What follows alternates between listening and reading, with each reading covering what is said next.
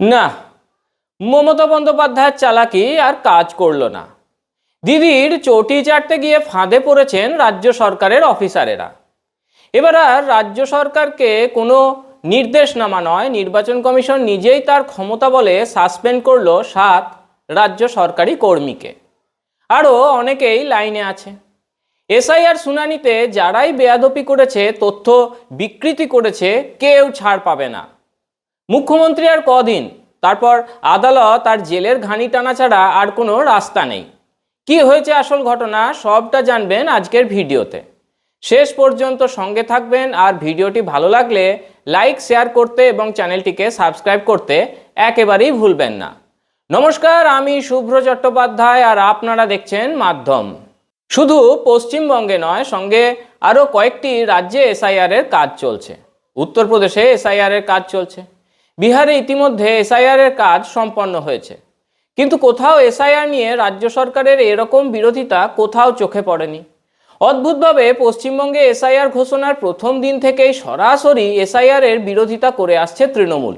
ঠাড়ে ঠোড়ে রাজ্যের সরকারি কর্মীদেরও বুঝিয়ে দেওয়া হচ্ছে শাসক দল এতে খুশি নয়।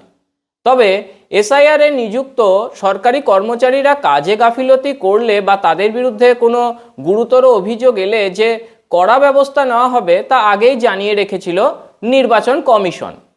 এর আগে 4 জন আধিকারিকের বিরুদ্ধে কড়া পদক্ষেপ নিয়েছিল নির্বাচন কমিশন।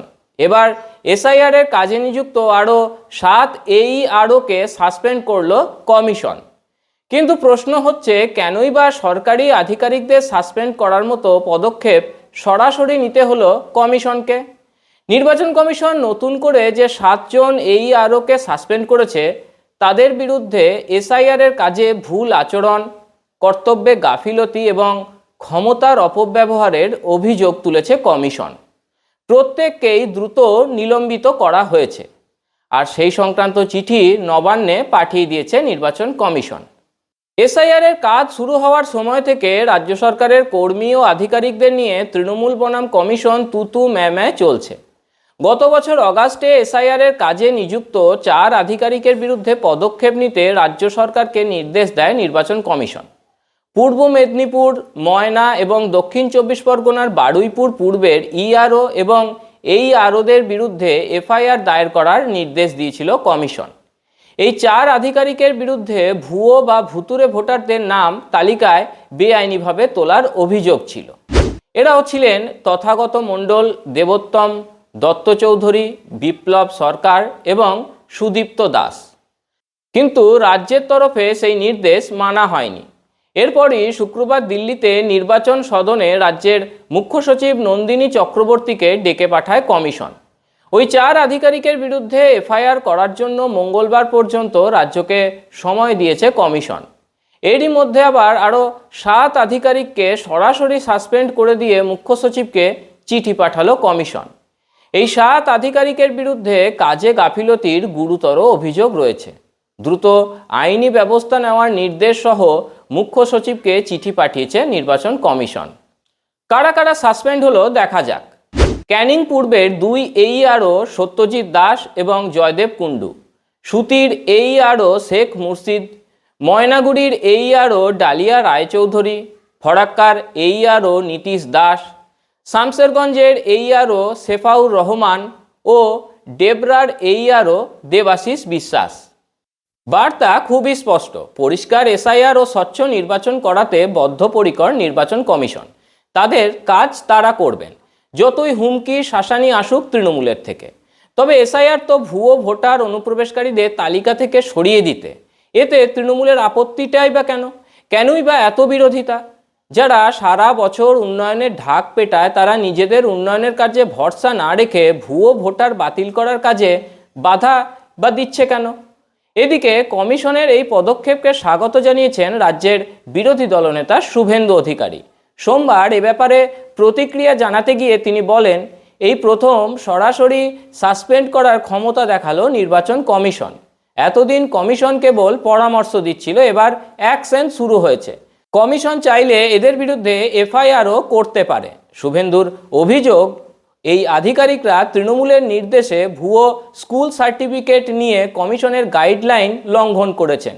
তিনি বলেন, এই গোটা প্রক্রিয়ার নেপথ্যে রয়েছেন মুখ্যমন্ত্রী মমতা বন্দ্যোপাধ্যায় এবং মুখ্য সচিব নন্দিনী চক্রবর্তীর প্রত্যক্ষ ভূমিকা। 5 জন ইআরওকে সাসপেন্ড করার নির্দেশ দিল কমিশন এবং এদের বিরুদ্ধে ডিসিপ্লিনারি অ্যাকশন নেওয়ার কথা বলা হয়েছে। সেটা তো সেকেন্ড পার্ট, ডিপার্টমেন্টাল যেটা প্রসিডিওর আছে। কিন্তু প্রথমে তো সাসপেন্ডটা করেছেন এবং এই প্রথম সরাসরি সাসপেন্ড হয়েছে, যেটা ইলেকশন কমিশনের আইনে থাকা সত্ত্বেও ইলেকশন কমিশন এতদিন চিফ সেক্রেটারিকে অ্যাডভাইস করছিলেন। এইটা পুরো এসআইআর প্রক্রিয়াতে প্রথম ইলেকশন কমিশন তার পাওয়ার এক্সারসাইজ করেছে। এরপরে ইলেকশন কমিশন চাইলে এফআইআর করতে পারে এবং যে ইআরওরা 7 জন সাসপেন্ড হলেন আমরা জানি খুব বৈধভাবে উপযুক্ত কারণে করেছে। এরা ফেক স্কুল সার্টিফিকেট অ্যাকসেপ্ট করেছেন, এরা প্যান কার্ড অ্যাকসেপ্ট করেছেন, এরা অ্যাকসেপ্ট করেছেন নোটারির কাছে এফিডেভিট। ইলেকশন কমিশনের যে 13টি গাইডলাইন আছে তাকে সম্পূর্ণরূপে ভাইলেট করেছেন এরা। মূলত তৃণমূলের কথায়, ডিএম বা ডিইওদের চাপে আর নন্দিনী চক্রবর্তীর ইশারাতে, আর নন্দিনী চক্রবর্তীকে দিয়ে পুরো র্যাকেটটা চালাচ্ছেন মুখ্যমন্ত্রী মমতা বন্দ্যোপাধ্যায়।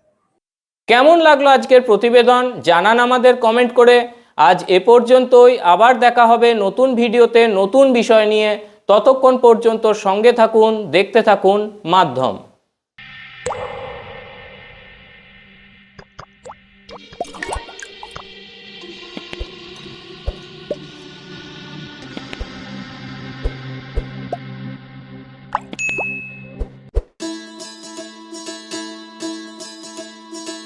गरीबी मिटेगी, समृद्धि बढ़ेगी।